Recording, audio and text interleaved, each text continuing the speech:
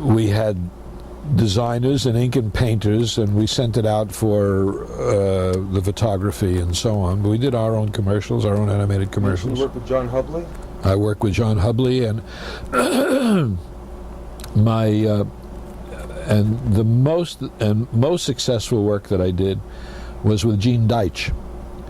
And Gene Deitch was Hubley was Gene Deitch's mentor at UPA, and then he succeeded Hubley as the creative head of UPA, and then he was the creative head of Terry Toons, and now Gene is living in Prague, and he has been there for the past 30 years. He married a Czech lady, and who was the head of the Kraslany studios in Prague in Czechoslovakia, which is the animation studio there. And I do an awful lot of work for them. And I go over there, and and of course Gene works all over. He works. I did a whole series of a half-hour animated cartoons in Amsterdam, and Gene directed them. And he's won an Academy Award, and he's the most creative genius in that field, I think, today. Seamus Culhane? Worked with Seamus. Did you do the Bavo commercials? Yes, I did. All the ones for the Kate Smith show? Well, I don't remember. Where they're on, I never know. I want to throw a few at you. The Frito Bandito? Yes. How'd you get that character? Okay, that was very easy, because they told me that it was, they created the character based on the bandit in the film The Treasure of Sierra Madre. Did you ever see that? Sure. Okay. That's where that came from. With the one with the gold dude, right? Don't need no stinking badges. The Eastern Mystic Salmonex commercial. Take Salmonex tonight and sleep. Where did it come from? I don't know. They showed me the character. I did it. I don't know. M&M Peanuts.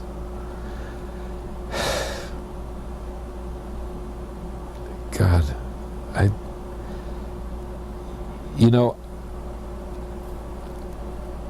I really can't tell you how or why or where. M&M's, I really.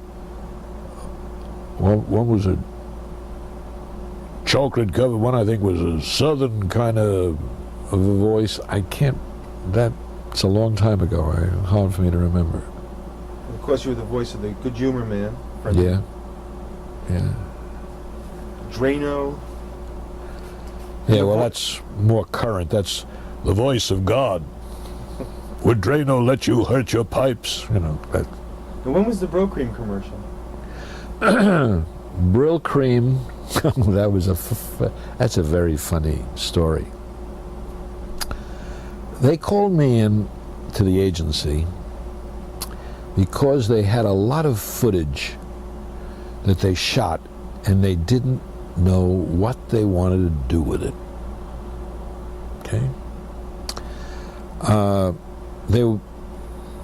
They brought me in. They said, "Oh, watch this. We have a real wonderful footage. They have wonderful shots of girls running through the woods, tackling a guy, running their hands through his hair, all kinds of things where women were going after guys." And they said, "Did you get any ideas from this? And we'd love to use this stuff." So I watched it, and I said, "And now a public service announcement from Brill Cream. Men, if we told you once, we've told you 1,000 times. Use only a little dab of Brill Cream. This man used 2 dabs. We cannot be responsible." Okay? They loved it. So, doing a whole series of these for quite some time. And then one day, I get a call from a friend of mine, Walter Collins in California, And he said, hey, what happened? How come you're not doing Brill Cream anymore? I said, I'm not. He said, well, I hear somebody else doing it. I said, I never know. You know, I rarely ever see these things once I do them. So one day, sure enough, I caught one. Wasn't me. This went on about 6 months, and then I got a call to audition for Brill Cream. Come into the agency, there's a new producer.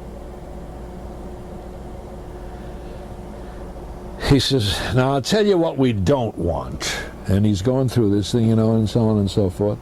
And he's describing what he wants, and he wants what I did. So I know by now what's happened here. And for some reason or other, the old crew is out and the new crew is in it. And this guy's not going to go and find out who did this before. He's going to make his own stamp. So he did this, and now the client is saying, what the hell happened here? This is not the kind of thing we want. We want the... And it's kind of... This is the kind of stupidity that goes on very often. Instead of kind of finding out who did it, he's now holding auditions for somebody to match this. So I have had enough experience to know that you don't embarrass the people who are hiring you. So rather than say, hey, fella, I'm the guy who did it, I created the whole goddamn campaign, I said, gotcha. Gotcha. And I did it. And he said, oh, perfect. Oh, beautiful, Bubby. I love you. Wonderful. And I was doing it again. See, what's interesting, there's no such thing as an Alan Swift type. No, I don't think so. How would you say the industry has changed since you started? Oh. I mean, that's a rough one, I know. No, it's not rough. It has changed. For me, it has changed tremendously. I can tell you that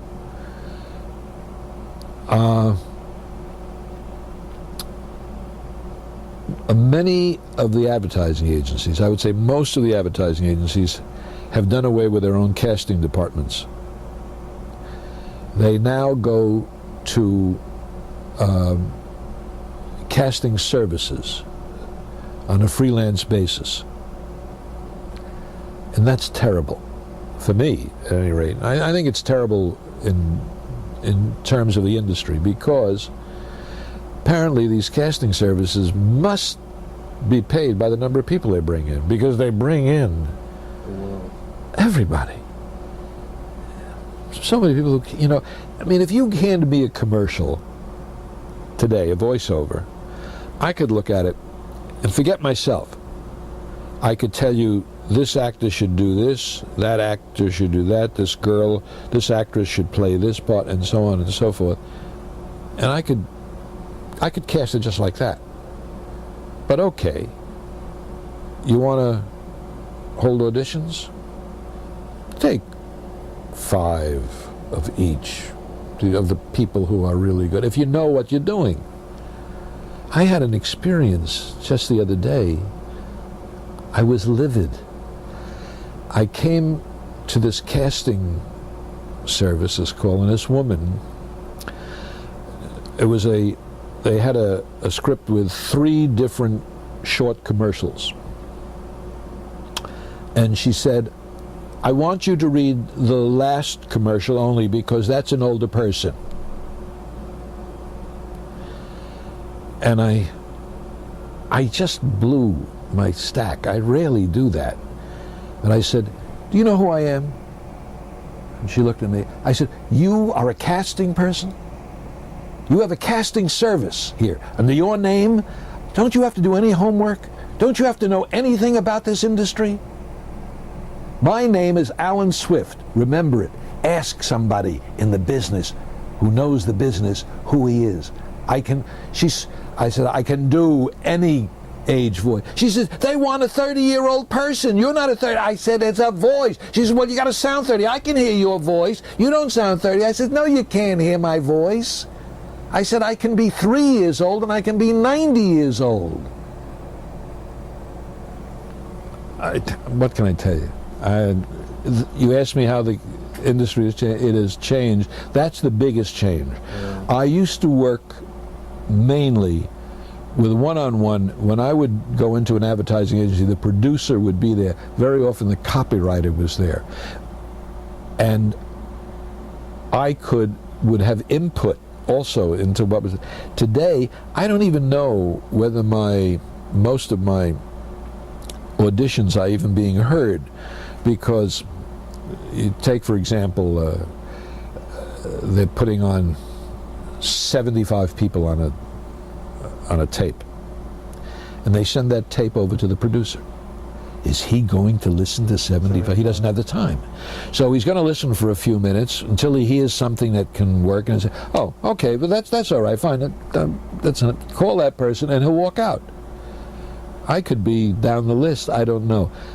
Because I do know that the difference in terms of my work is that where I used to win about 80% of the auditions, I now maybe win 7%.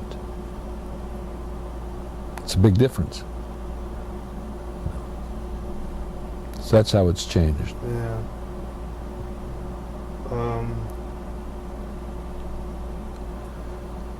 Did you ever meet Mel Brooks? Mel Blanc? No, I never met Mel, but we both worked on the same commercial. He in California, myself in New York. He's the man of 1,000 voices on the West Coast. Yeah, was. Yeah. Yeah, great. And of course, I used to listen to him all the time when I was a kid on the Jack Benny show. Shows. Oh yeah. I'm surprised Warner Brothers didn't steal you away. Well, you weren't happy. You never went out to California. I don't like California. I prefer New York. I'm a New Yorker. Yeah, that's the way I am. Last couple things.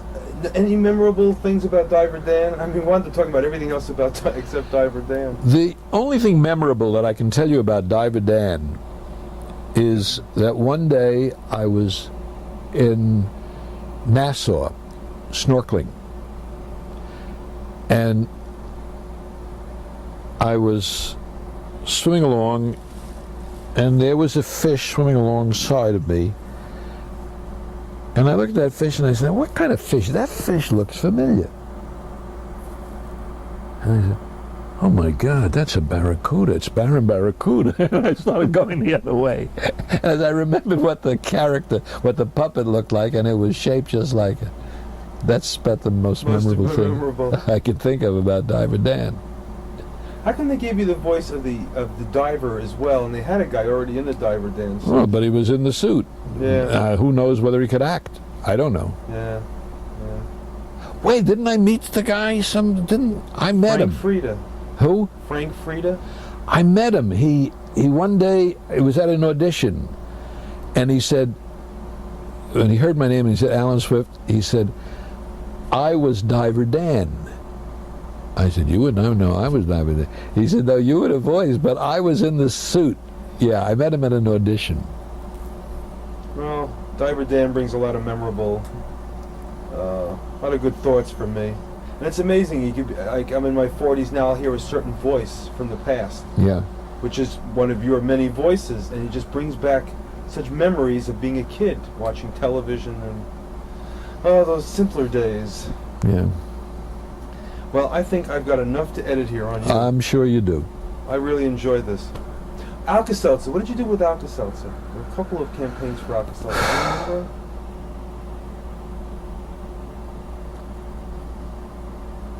I don't remember. You know what I have to do now is I got to start piecing together all the commercials I have that I think is your voice, Yeah. and put them on a reel. And see if you even remember some of them. Anyway, I will let Mark rest. I'm very happy with this interview. Now I'll just tell you something which has nothing to do with this.